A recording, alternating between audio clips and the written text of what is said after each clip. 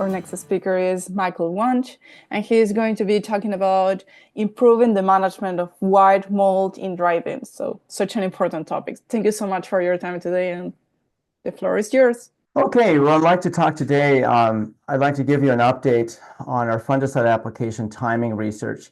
What I have today are updated data for pinto beans, as well as the first multi-year summary for kidney beans.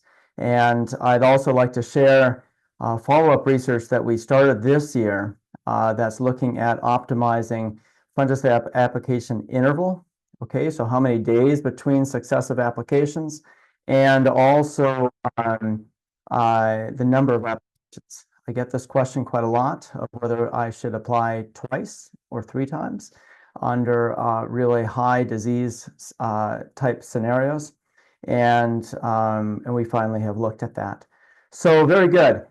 As a little bit of a caveat, the research question that I've asked when it comes to fungicide application timing is a little bit different than the traditional question. Okay, usually when people are looking at this question, they're trying to assess how favorable the weather conditions are for white mold, and you time your application based on how favorable the weather conditions are. Now, that's very valuable for delaying your application. Okay, so when, for instance, it's really hot and dry, when the dry beans enter bloom, you know, that type of analysis, for instance, the Sporecaster program, the Sporecaster app, can help you assess how late you should delay. Okay, what I've asked is a very different question. What I'm interested in is if conditions are highly favorable for white mold, or just favorable for white mold as the dry beans enter bloom, when should you spray? Okay, because just spraying because they've entered bloom is not optimal. Okay, and so there are trade-offs in your timing, and that's the question I've asked. So let's go into pinto beans. Okay, so this is the combined analysis across 5 different studies. Okay, and if you notice that the application timing is all based on the percent of plants with the initial pin pods. So when they blossom, senesces, immediately the dry bean plant produces a little tiny pod. Okay, initially that's like a 1/4 inch long. Okay, and oftentimes there's still a dead blossom attached to it. But essentially, in the moment you have those initial pods, you have dead blossoms. Until then, you don't have any. And what we have found is that all of our application timing data always go back, they all sort by the percent of plants with initial pods, okay? Because that's really the percent of plants with dead blossoms, okay? And it's really easy to assess. You go out to multiple locations in your field, and you just look at 10 plants in a row in each spot and see how many of those have those initial pods, okay? And what you'll see here is when we did a single application, okay, that we had better disease control, okay, when we delayed that application to about 70 to 85% of plants with those initial pin pods. Okay, when we were doing 2 sequential applications, now the difference is a lot tighter between applying, say, at 50% of plants with initial pods and 70 to 85% of plants with initial pods. But notice something, that there's a penalty to going on earlier, okay? And so these were studies where the canopy was open all the way through 70% of plants with initial pods, okay? Now let's look at the studies where the canopy actually closed very early in initial pod development. So we were already at 95 to 100% closure at 10 to 20% of plants with initial pods. Okay, and these studies, obviously now you're trapping the moisture, which is more favorable for the disease, right? You don't have the benefit of the wind drying out the canopy. And in these studies, what you can see is that when we were doing just one application, the application timing was quite similar, but there was no longer such a penalty to going on at 10 to 20% of plants with initial pods. But when we did 2 sequential applications, notice you needed to get that fungicide on, that first application on, right away when you had dead blossoms. Okay, and so let's summarize this quickly. Okay, so in pinto beans, what we found is that if you were making a single application, you should, and conditions favor white mold as you enter bloom. So you had the soil moisture to facilitate the production of the spore-producing structures. You had more. You had intermittent rains or irrigation that's wetting the canopy to facilitate infection. Okay, or heavy dews. Okay, and moderate temperatures. Okay, so conditions favoring white mold. One application, you need to target that at about 60 to 80% of plants with initial pods. If you're going to do 2 sequential applications, you want to go on just a bit earlier. Okay, and so if the canopy was open, about 50 to 80% of plants with initial pods. If the canopy was closed, as you know, those initial pods were appearing on the plants, you want to go on at 10 to 20% of plants with initial pods. Now, notice how that if you're doing 2 sequential applications, that first app needs to go on a bit earlier. And the reason is very simple. If you're doing a single application, you know, that application is not enough to protect the crop for the entire window that the crop is susceptible to white mold. And so essentially what you need to do is you need to delay your application a little bit to extend your window of protection through the period of maximum susceptibility. But when you're doing that, you're sacrificing a few early infections. Okay, and ultimately that works out the best with a single app. But if you're going to do 2 applications, you need to come on a little bit earlier, because now you're going to put on the second application to protect the crop in later on. Okay, and so let's talk about the fundamental concepts here. Everyone knows this, that there's a penalty to applying a fungicide too late, because you must get that fungicide on before pathogen infection, right? Everyone knows this, right? And this is why a lot of times people have said, oh, my dry beans are in bloom at 10, 20, 30% bloom. I'm going to go spray because I want to get it on before infection, right? But the problem is, and this is what people don't really remember or don't pay attention to, is that the new growth is not protected by the fungicide. Any translocation that might occur is just insufficient to exert satisfactory management of white mold. Okay, and if you know anything about dry beans, which obviously you do, you know that during early bloom, that canopy is growing aggressively. Okay, so that's why our rows close during early bloom, because there's lots of new growth. Okay, and so this is why timing applications for white mold is so tricky, because if you go on too early, what happens is that you have all this new growth and that stuff is unprotected. Okay. All right. So here's a nice illustration of what that looks like. In this case, it's a field pea. It was really illustrative, but we sprayed these field peas at early bloom while the peas were still growing upward. Okay. And we put on the fungicide for powdery mildew. And you can notice that that lowest part of the canopy is whistle clean at late pod fill. But the very top of the canopy that grew after we applied the fungicide, it's got all got powdery mildew. Okay, so same concept in dry bean white mold. Okay, so moving on to kidney beans. Okay, so this is analysis over just 3 studies. Unfortunately, we only had 3 studies. We looked at very early pod development. And so this is the combined analysis across those 3. What you'll notice when you're doing a single application, again, there is a real penalty going on too early, just like we saw in the pintos. And you needed to wait about 60 to 80% of plants with initial pods for that. If you're doing a single app, if you're doing 2 apps, on the other hand, you really wanted to go on early, okay, like 10, 20% of plants with initial pods. Okay, so let's look at another set of 3 studies. Okay, these were studies where we looked at very late applications in terms of the percent of plants with initial pods, but not the very early ones, okay? And what you see here is that, again, with a single application, you're looking at an optimum of about 80% of plants with initial pods. And if you're doing 2 sequential applications, you optimize about 20%, 20 to 40% of plants with initial pods. Okay, so very consistent results across those 2 sets of studies. And there's the summary of what I just explained. 1 app, about 80% of plants with initial pods. 2 apps, you want to be targeting about 20% of plants with initial pods. Okay, those are initial tiny pin pods. All right, navy beans. Here you go. These would be studies where you would think it isn't favorable for white mold. Okay, so these were studies when there's in early bloom, we were in upper 80s to low 90s, but navy beans are just dogs. I mean, extremely susceptible to white mold. Okay, and so what do you see here? You see the exact same pattern that I've described up till now. If you're doing 2 sequential applications, that first app needs to go on a bit earlier than if you're doing 1 app. Okay, and you're looking at that single app needs to go on just about the same growth stage we've described, 70, 80, 90% of plants with initial pods.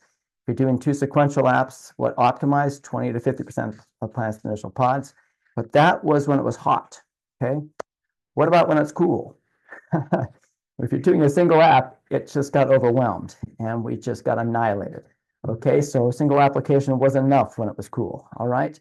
When it was cool and you're doing 2 apps, notice we had to go on just as soon as we had initial pin pods. Okay, and so 3 to 20% of plants initial pin pods. Okay, so navy beans are particularly susceptible to white mold, and so not surprising there. So again, single app, very similar timing to what we've described for pintos and kidneys. If you're doing 2 sequential apps, in this case, you really have to go on early if conditions are cool and wet. Okay, so as soon as you have dead blossoms out there, you got to spray. Okay, you can delay by a tiny bit if it's hot. Okay, black beans. Here we have one study where we actually saw a good response to a single application. And you'll see the optimal timing is the same as we've described with every other class of dry beans so far. And notice again, if you're doing 2 sequential apps, that first app needs to go on earlier. Okay, and in this case, we're optimizing at 30 to 50% of plants with initial pods. But here we had 5 other studies, combined analysis across 5 other studies, and this is more typical. The black beans, if conditions are favorable for white mold, can really melt down. And what you see here is that a single application just didn't cut it. It got overwhelmed. Okay, and when you're doing 2 sequential applications, notice that we need to go on just as soon as we had dead blossoms.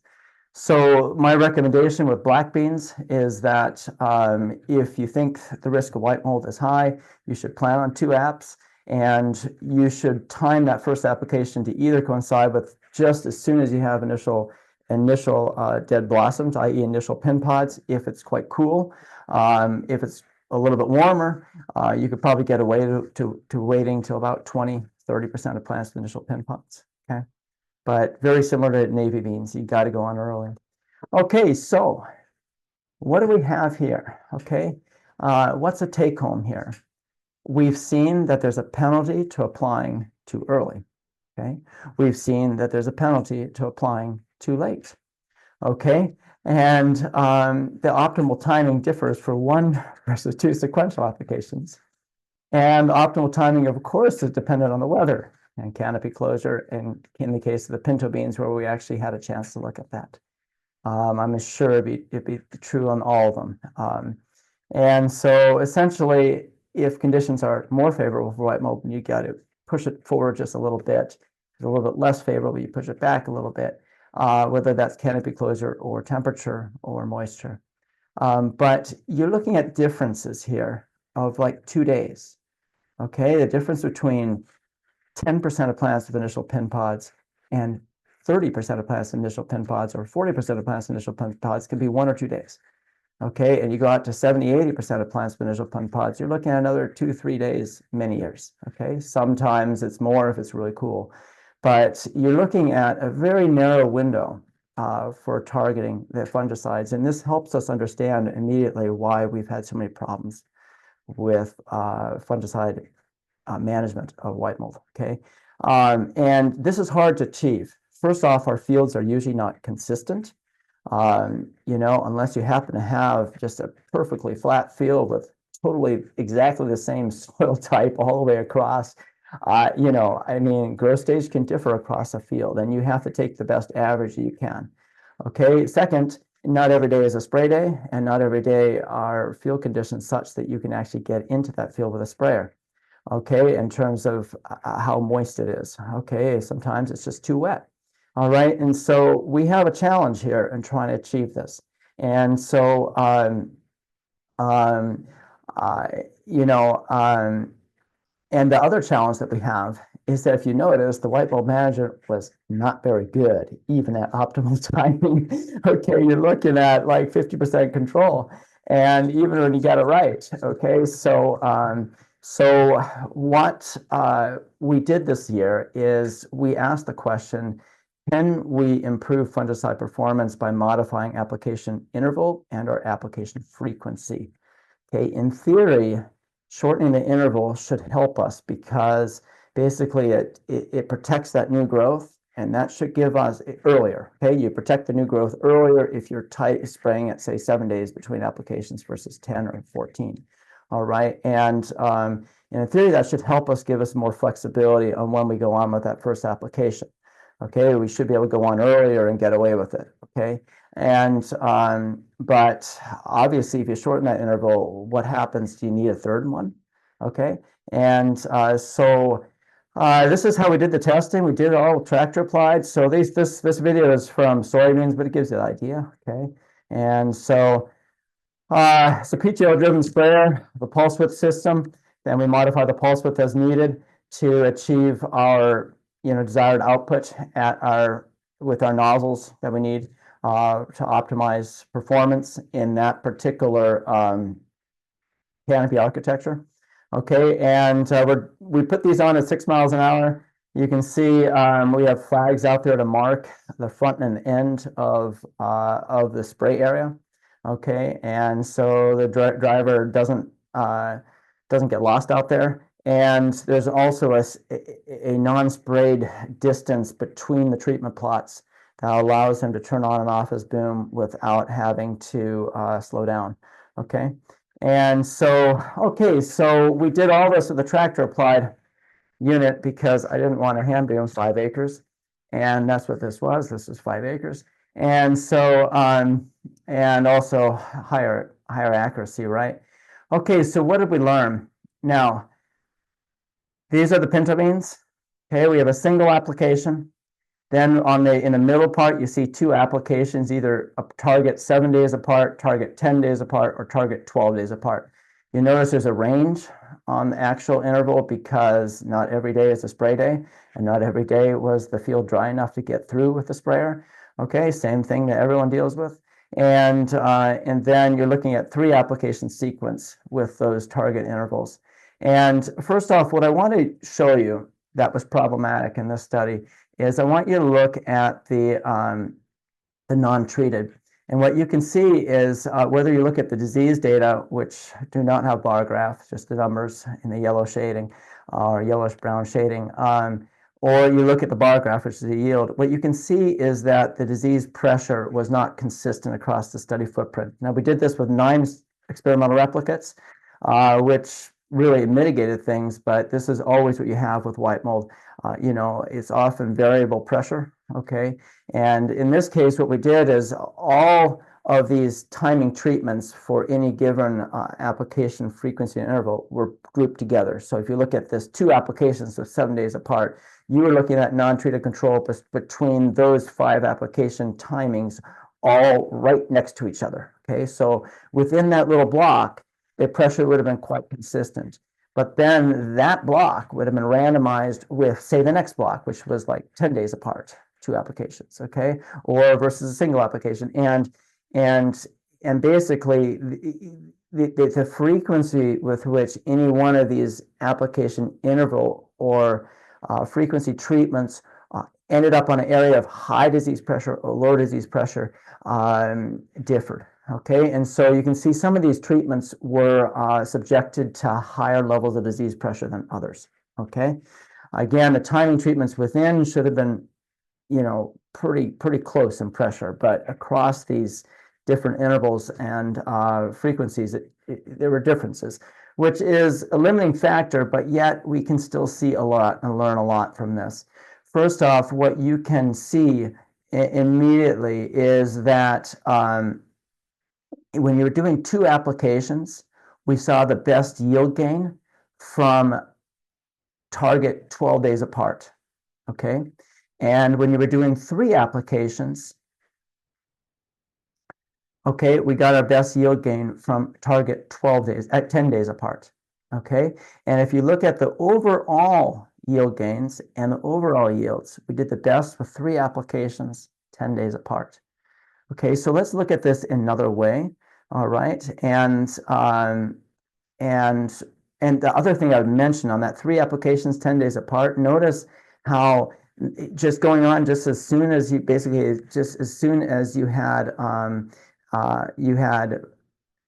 pods, the early timing worked very well.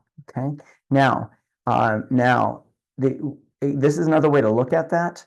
You have your average yield and the yield gain conferred by the fungicide. You can see that with the 2 sequential applications, again, we're getting our best gain by going 12 days apart.